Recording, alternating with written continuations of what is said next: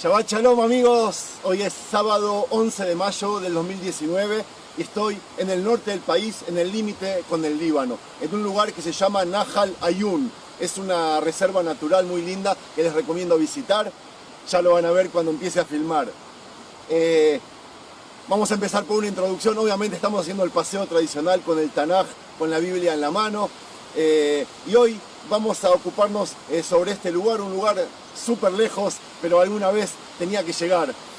Resulta que luego de entrar a la tierra de Israel, cuando retornamos de Egipto, las diferentes tribus se asentaron en los territorios que tenían designados.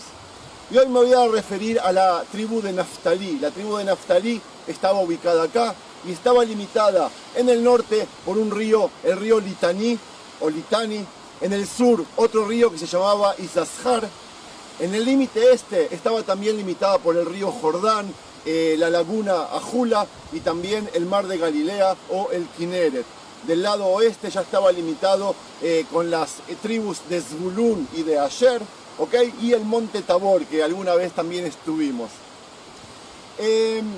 Ellos, al estar tan alejados de todos, tuvieron que fortalecer todas sus ciudades. ¿Por qué? Porque era un punto atractivo para conquistar, no solo para conquistar sus ciudades, sino también para entrar a Eretz Israel. Ellos eran el límite norte de la tierra prometida. Y eso en realidad era la desventaja que tenía.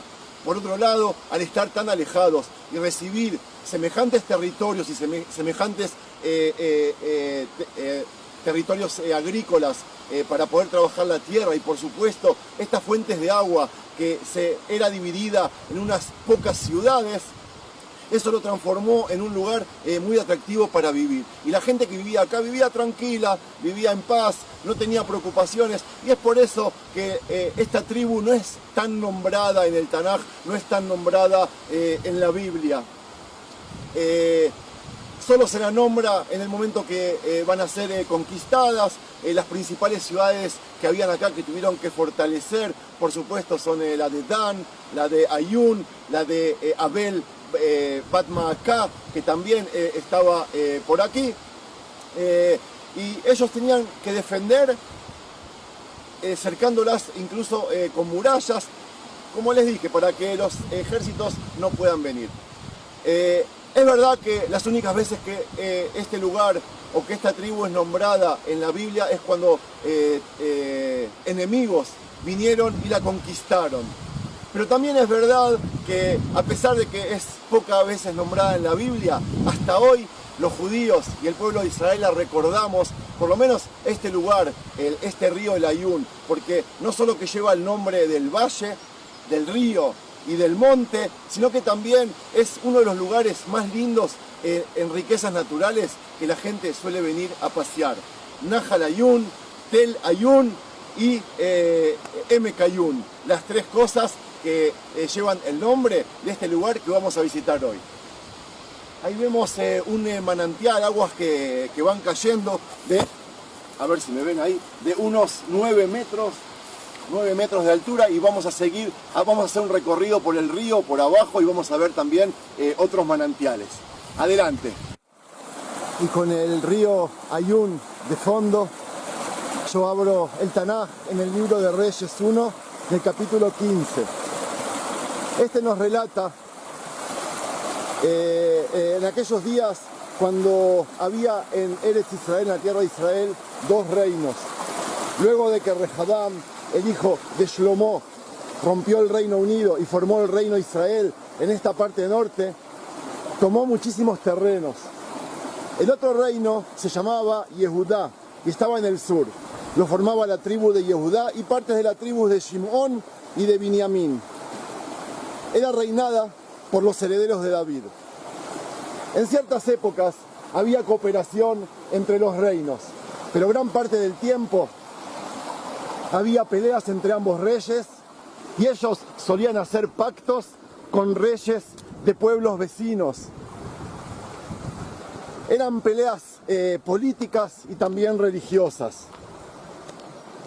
Asa, el rey de Judea, y Baasa, el rey de Israel, que reinaban en los años 900 antes de Cristo, no eran distintos al resto de los reyes anteriores. Asa era un tzadik que seguía el camino de Dios. Pero él tenía enfrente al rey de Israel, que era un rey empecinado y agresivo. Los enfrentamientos entre ambos era por lo general en la frontera de ambos reinos, al norte de Jerusalén. Eran tierras de Binyamin. Baasa tomó una de las ciudades más grandes de su reinado, llamado Haramá. Allí construyó murallas, de tal forma que casi dejó sitiado al rey Asa y a todo el reinado de Judea. Asa buscó soluciones y sorpresivamente la encontró, ¿saben dónde? En Siria, con quien había hecho un pacto hacía un tiempo, el rey de Aram, llamado Ben-Hadad. Espero que disfruten de este paisaje y de esta maravilla, de esta riqueza natural. Miren qué belleza.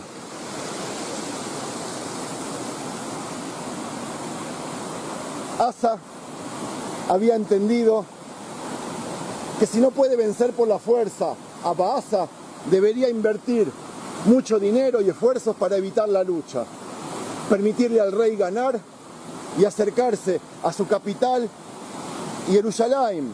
Si Baasa hubiese ganado, lo tendría ahí, soplándole la nuca, como decimos en hebreo. Sin ninguna vergüenza, envió Asa sus riquezas personales de su reino y también las del gran templo de Jerusalén para sobornar a aquel rey de Aram, y le pidió cumplir con el pacto que tenían entre sus reinos. El plan de Asa era que Ben-Hadad ataque a Baasa por el norte, digamos por la zona que estoy ahora, y para defenderse tenga que derivar a sus soldados hacia este lugar, y así Asa podrá otra vez dormir tranquilo. Miren lo que es esta belleza. Ben-Hadad envió su ejército y golpeó las ciudades del norte, en especial a las más importantes que nombré antes en el relato, que eran Dan, Abel, Bet-Maacá y esta, la de Ayún, la que estamos ahora. Uy, miren el agua. Miren cómo cae el agua. Una belleza. El interés de Ben-Hadad no era solo económico. La ubicación de estas ciudades altas en los valles le daban su prioridad en las fuentes de agua, como están viendo ahora. Miren la cantidad de agua que hay aquí todo el tiempo corre agua. Y eso que estamos ahora en primavera. Eso le dio motivación para conquistarla. El plan de Asa resultó, y en el momento que escuchó Baasa del ataque por el norte, dejó de sitiar el norte de Jerusalén y volvió a su capital Tirsa, que estuvimos hace un par de meses. Volvió para administrar los nuevos asuntos y defender las fronteras nortes de sus habitantes. Vino hasta aquí donde estamos ahora. ¡Hermoso este lugar! Vamos a seguir caminando. Y ahora que estoy en la cima, eso ya es Líbano lo que estoy filmando ahí. Pasé en el Tanaj, en el libro de Reyes 2 Reyes, en el capítulo 15 también, con este hermosísimo paisaje de la entrada a Eretz Israel, en el límite norte. Pasó el tiempo y este lugar donde estoy ahora, que era la ciudad Ayún, volvió a ser del reino de Israel. La paz volvió a la zona. Pero a mediados del siglo 8 a.C. se fortaleció el reino asureo, quien reinaba en toda la zona de la Mesopotamia. Todo esto que estoy filmando ahí en el norte, en el Líbano, y en Siria, por supuesto. Este rey comenzó a poner sus ojos en estas tierras, en Eretz Israel. Vamos a hacer un poco de zoom. En el año 745 a.C. subió al poder Tiglat-Pileser Ashlishi, el tercero, que no era de la dinastía del rey de Siria. Él había tomado el poder al rebelarse. Este rey reordenó los terrenos que dominaban los asureos, puso ministros en cada una de las zonas y reforzó muchísimo la situación económica de su imperio. ¿Cómo hizo para hacerlo? por medio de impuestos que recaudaba de las ciudades que iba conquistando. En pocos años derivó su ejército hacia esta zona. Entró por este valle que estamos viendo. Vamos a seguir haciendo el zoom.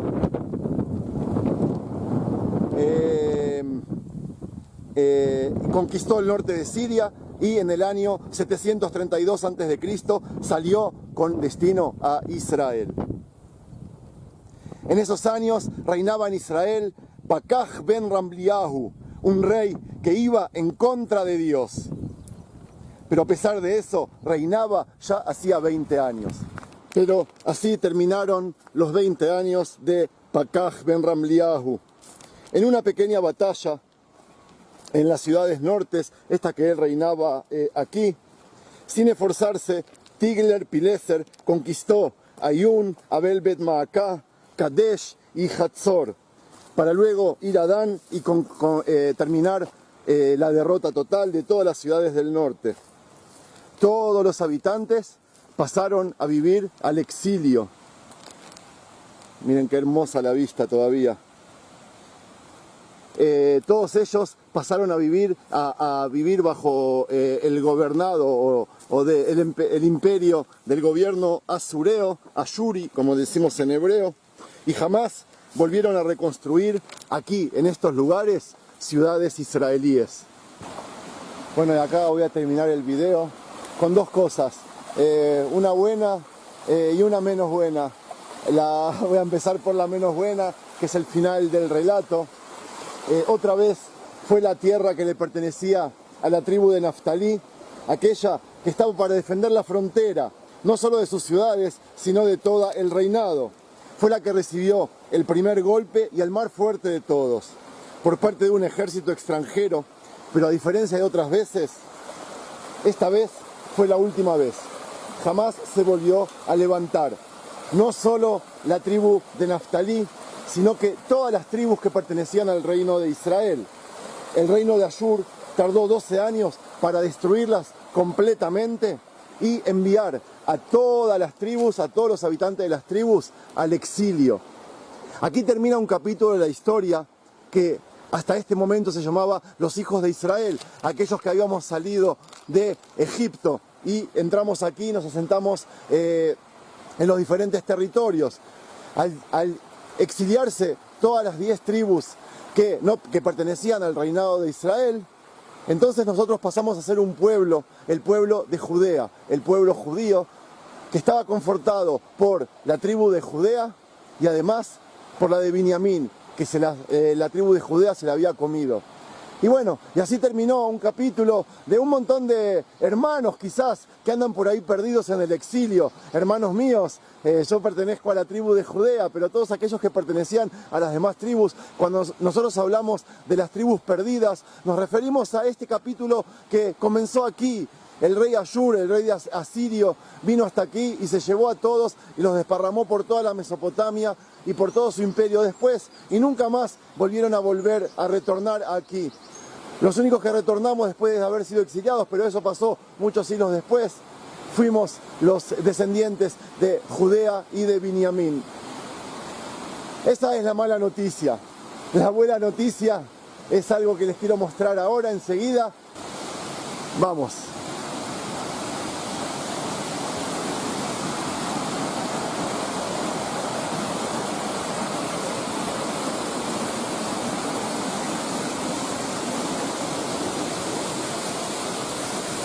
¡Miren esto!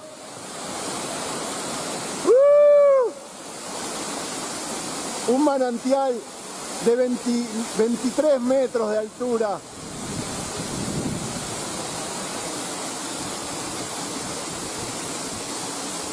¡Miren qué belleza!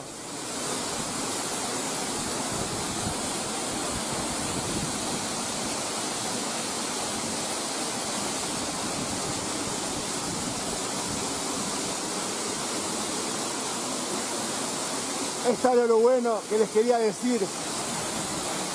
Cosas así no se ven en Israel mucho, muy seguido.